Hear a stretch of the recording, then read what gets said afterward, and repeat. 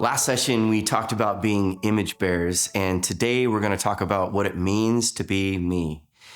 In her article in The Atlantic entitled How I Demolished My Life, Honor Jones recounts the moment she decided to pursue a divorce. She says, "I didn't have a secret life, but I had a secret dream life, which might have been worse. I loved my husband. It's not that I didn't, but I felt that he was standing between me and the world, between me and myself. Everything I experienced, relationships, reality, my understanding of my own identity and desires were filtered through him before I could access them. It was like I was always on my tiptoes trying to see around him. I couldn't see, but I could imagine. I started imagining other lives, other homes.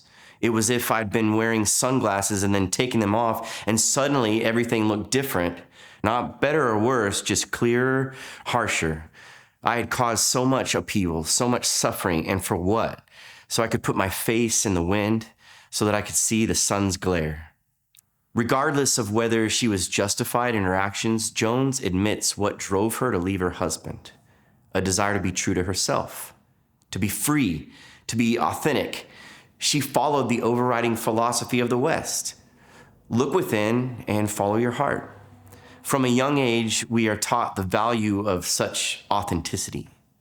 Culture tells us, don't conform to the expectations of your parents, your peers, or your culture. Don't settle for the meaningless job or the joyless marriage. Discover who you truly are and live out loud, whatever the cost.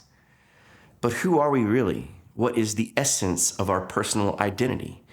Even in a culture that prizes self-discovery and self-expression, we often end up lost and confused, not sure who we are in the world.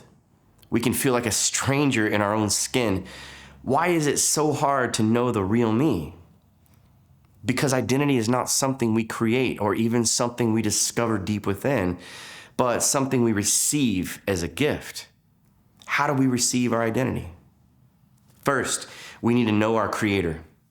Inventions don't decide for themselves what they are. When Thomas Edison invented the light bulb, he didn't ask for its opinion on what it was. Rather, Edison designed it for a particular purpose. He knew every part and how it each fit together perfectly to function as he intended. He gave it a name so everyone would know why this thing existed. Created things derive their identity from their creator. If we are indeed uniquely made by God, he himself ought to know who we are and why we exist.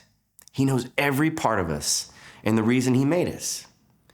As it says in Psalm 139, "O Lord, you have searched me and known me. You know when I sit down and when I rise up. You discern my thoughts from afar. You search out my path and my lying down, and are acquainted with all my ways. For you formed my inward parts. You knitted me together in my mother's womb. I praise you, for I am fearfully and wonderfully made. Wonderful are your works. My soul knows it very well." If we want to find our true identity, we have to look for it not in ourselves, but in God's words to us. He has made us who we are. He has named us, and he knows us better than we know ourselves. In fact, because of sin, our ability to understand ourselves is massively impaired. G.K. Chesterton puts it like this: "One may understand the cosmos, but never the ego. The self is more distant than any star. Thou shalt love the Lord thy God, but thou shalt not know thyself." We are all under the same mental calamity. We have all forgotten our names. We have all forgotten what we really are. Despite what most of us have been taught, our identity can't be curated or manufactured. We can't actually become someone other than the person God made us to be. And when we try to create an identity apart from God, we often end up constructing a false identity.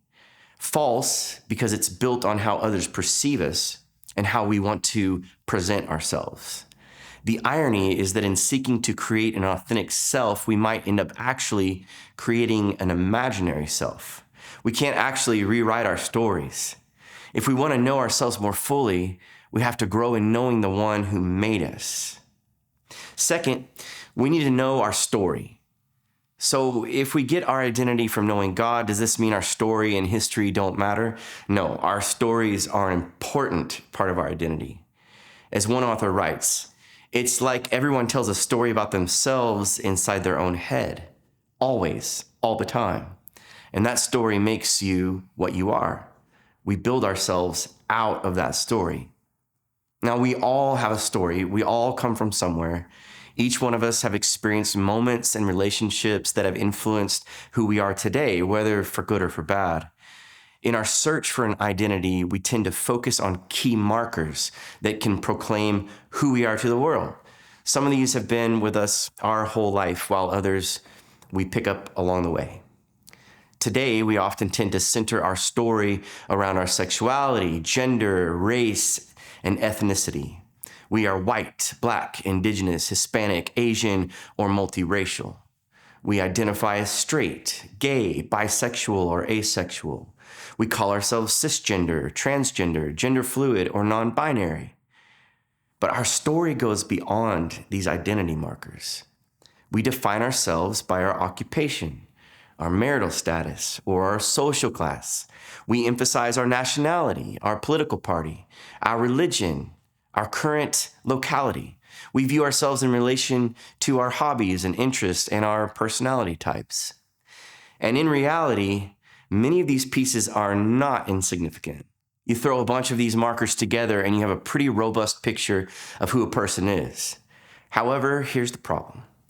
Each culture tends to elevate certain identity markers over others. As a result, we often feel pressure to put our eggs in one or two baskets, which sets us up for an identity crisis when our world comes crashing down. In his book on identity, entitled How to Find Yourself, New Testament scholar Brian Rosner hits on this same idea. While some markers are more set than others, many can change over time. If I look to my possessions or occupation for my identity, for example, what happens if I suffer a financial setback, lose my job, or retire?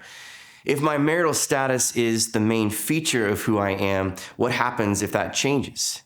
It is a mistake to reduce any human being's identity to one immutable marker. We're way more complicated than that. In addition, we can see our story as binding and definitive, especially when we have dark moments in our past. We feel like these identities, whether we like them or not, will hang over us our whole life. However, Scripture encourages us that while our story is significant, it is not ultimate. We should work toward understanding our story better, but always in light of the story that God is telling. Finally, we need to know our heart. Our stories hold a piece of the puzzle, but the key to our identity goes much deeper into our very hearts. The biblical picture of the heart is much broader than we often think. In Scripture, the heart includes not just our feelings, but also our thoughts and our desires. In essence, the Bible sums up our whole inner self as the heart. As one theologian puts it, the heart includes what we know, our knowledge, thoughts, intentions, ideas, meditations, memory, imagination.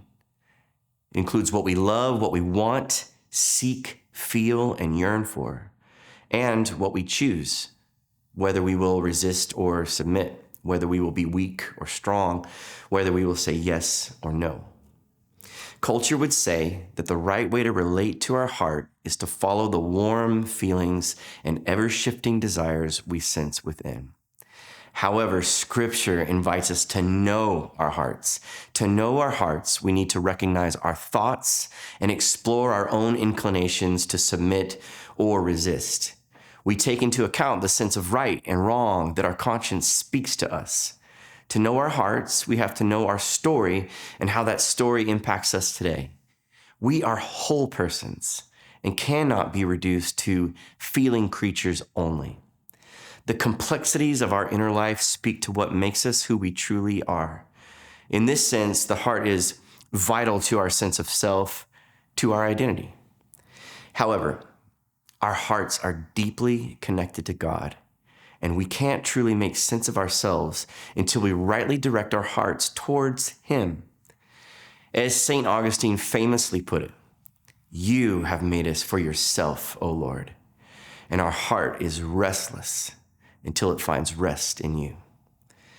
This makes our hearts unreliable at best and deceptive at worst. Because of our fallen nature and bent towards sin, our hearts are often far worse than we dared imagine. We look to the things of this world to satisfy the deepest longings of our heart.